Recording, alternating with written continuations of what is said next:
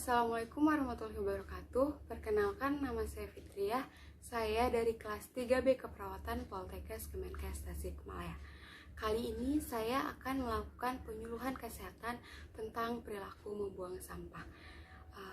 Apa aja sih dari perilaku membuang sampah? Yang pertama ada pengertian, tujuan, dampak dari membuang sampah, manfaat dari membuang sampah, dan ada jenis-jenis sampah. Apa aja sih itu jenis-jenis sampah, dan bagaimana sih membuang sampah berdasarkan jenis-jenisnya. Saya melakukan penyuluhan kesehatan ini yang bertujuan untuk meningkatkan kepedulian masyarakat terhadap sampah organik dan anorganik, dan kegiatan penyuluhan ini juga dapat menurunkan resiko penyakit berbasis lingkungan serta membangun budaya bersih dan sehat bagi masyarakat. Lalu, pengertian dari sampah. Sampah merupakan suatu bahan atau benda padat, benda cair yang sudah tidak terpakai lagi oleh manusia, atau benda yang sudah tidak digunakan lagi dalam suatu kegiatan manusia. Lalu yang kedua adalah sampah adalah suatu bahan yang terbuang dan dibuang oleh sumber aktivitas manusia maupun proses alam yang belum memiliki nilai ekonomis. Nah, selanjutnya ada jenis-jenis dari sampah. Yang pertama ada sampah organik, sampah yang mudah terurai. Yang kedua ada sampah anorganik, sampah yang sulit terurai. Nah, apa sih perbedaan sampah anorganik dan sampah organik? Yang pertama, sampah organik adalah sampah ini bersifat degradable atau dapat terurai, yaitu sampah yang mudah membusuk. Contoh misalnya adalah sisa makanan, sayuran, daun kering, dan lain sebagainya. Sampah ini dapat diolah kembali menjadi kompos. Lalu yang kedua ada sampah anorganik. Sampah ini bersifat undegradable atau tidak terurai, yaitu sampah yang tidak mudah membusuk, seperti wadah pembungkus makanan, kertas, plastik mainan, lalu ada bola, gelas kaca, dan kaleng bekas wadah minuman. Dan masih banyak lagi sampah-sampah yang tidak dapat terurai. Nah, sampah ini dijadikan sebagai sampah komersil atau sampah yang laku dijual untuk dijadikan produk lainnya. Nah, beberapa sampah anorganik yang dapat dijual adalah plastik wadah pembungkus makanan, botol dan gelas bekas minuman, kaleng, kaleng, ada kaca, dan kertas, baik kertas koran, HVS, maupun kertas lainnya yang dapat digunakan atau didaur ulang kembali. Nah, selanjutnya ada sumber-sumber dari sampah. Yang pertama ada sumber sampah dari pemukiman, perkantoran, dan perdagangan. Bisa kalian bayangkan berapa banyak sampah setiap harinya yang dikeluarkan oleh penduduk sekitar. Setiap harinya pasti tempat pembuangan sampah sangat menumpuk karena dari pemukiman sendiri itu sudah sangat banyak sekali. Lalu yang kedua ada sampah dari perkebunan dan pertanian.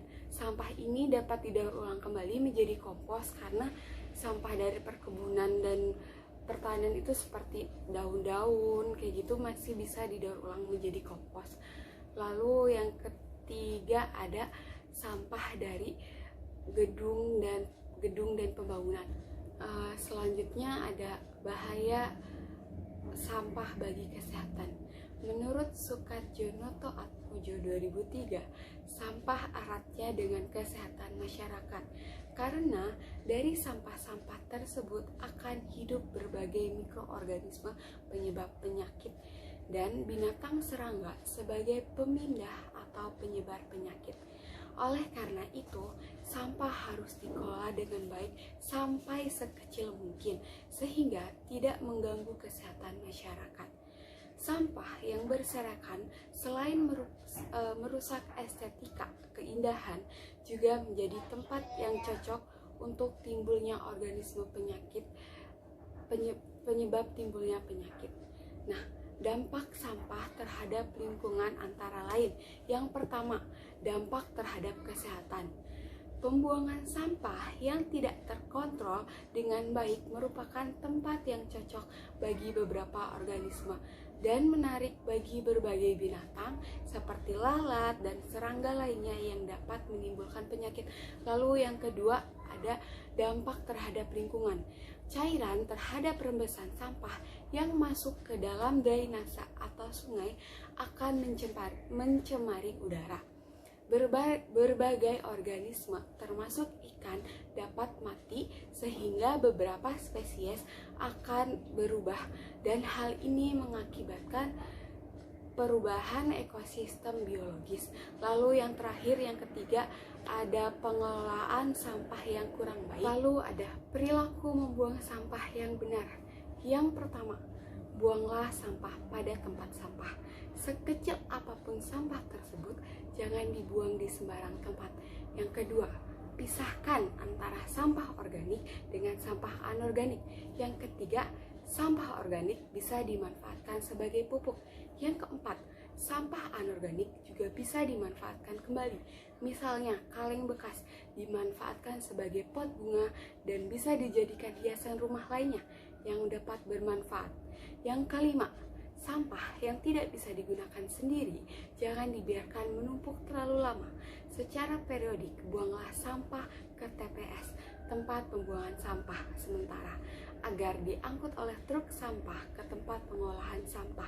Dan yang terakhir, jangan membakar sampah sembarangan karena menimbulkan asap yang menyesakkan nafas. Sampah-sampah tertentu yang menyebabkan penyakit bisa dibakar, seperti bahan-bahan plastik dan karet. Bila dibakar menghasilkan gas yang dapat menyebabkan kanker. Selain itu, ada juga sampah yang dapat meledak. Sampah juga dapat meledak. Lalu selanjutnya adalah peletakan tempat sampah. Yang pertama, di dalam ruangan disediakan tempat sampah dalam bentuk kontainer yang kedap udara dan tertutup. Yang kedua, tempat sampah tidak boleh ditempatkan di atas atau di pinggiran saluran air. Sampah dalam tempat harus diwajibkan jika diizinkan paling lama 24 jam untuk selanjutnya dibuang ke tempat pembuangan akhir TPA. Jika ditempatkan di tempat sementara, maka tempat sampah sementara yang diberikan harus diberi penutup. Lalu selanjutnya ada manfaat perilaku membuang sampah yang benar. Yang pertama, mencegah kejadian penyakit seperti diare, kolera, tifus, malaria, demam berdarah, dan lain sebagainya. Yang kedua, menjaga nilai estetika lingkungan, keindahan, agar kita yang melihat jika lingkungan sekitar kita seperti contohnya jalan raya, tempat umum yang bersih dari sampah itu terlihat indah dan rapih, jadi enak untuk dipandang. Lalu yang terakhir, sampah-sampah yang dimanfaatkan kembali dapat menghemat pengeluaran, seperti contohnya kaleng bekas yang digunakan sebagai pot bunga dan bisa digunakan untuk membuat hiasan lainnya yang dapat bermanfaat, sehingga menghemat pengeluaran juga kan. Jadi manfaatkan sampah kalian yang dapat didaur ulang untuk dijadikan hiasan. Nah, di sini ada lama sampah yang akan terurai. Contohnya yang pertama ada botol kaca, itu akan terurai dalam waktu 1 juta tahun di alam sekitar. Itu setara dengan umur dinosaurus. Bisa kalian bayangkan berapa banyak botol sampah yang bekas dipakai manusia? Itu pasti sangat menumpuk sekali. Sedangkan sampah botol kaca itu sendiri dapat terurai dalam waktu 1 juta tahun di alam sekitar. Lalu yang kedua ada aluminium baja, akan terurai dalam 50 tahun. Yang ketiga ada styrofoam. Styrofoam itu setara dengan akhir hayat alam semesta, sehingga secara teknis hanya memenuhi tempat pembuangan sampah. Nah, sedangkan styrofoam sendiri itu di negara kita, di Indonesia, itu digunakan sebagai tempat makanan iya kan? Jadi kalian bayangkan berapa banyak sampah styrofoam setiap harinya yang habis pakai digunakan oleh manusia. Sedangkan styrofoam sendiri itu tidak bisa terurai oleh alam sekitar. Jadi sebaiknya kita harus mengurangi penggunaan styrofoam agar mengurangi juga jumlah sampah yang ada di bumi ini. Lalu yang keempat ada kertas. Kertas akan dapat terurai oleh alam dalam waktu 2-5 bulan. Kertas juga bisa digunakan kembali, didaur ulang agar tidak terjadi penumpukan sampah. Lalu yang kelima ada kardus. Kardus akan terurai di alam sekitar selama 5 bulan. Dan yang keenam ada kain. Kain akan terurai di alam sekitar itu sekitar 30-40 tahun. Kain juga banyak sekali sampah kain yang habis pakai oleh manusia, sedangkan kain sendiri itu lama sekali untuk terurai oleh alam sekitar. Dan ini ada plastik. Plastik ini akan terurai oleh alam sekitar kurang lebih 100-400 tahun. Nah, di Indonesia sendiri penggunaan plastik itu masih sangat banyak sekali. Jadi kita semua harus mengurangi jumlah penggunaan plastik agar sampah plastik di bumi kita ini tidak semakin menumpuk ya. Jadi mari kita hindari menggunakan kantong plastik. Nah, yang kedelapan ada jaring ikan. Jaring ikan akan terurai di alam sekitar kira-kira 30-40 tahun. Nah, yang terakhir ada popok bayi, akan terurai selama 200-400 tahun. Nah, sekian saja yang dapat saya sampaikan. Semoga apa yang saya sampaikan dapat bermanfaat bagi kalian semua yang menonton video ini. Kurang lebihnya saya mohon maaf.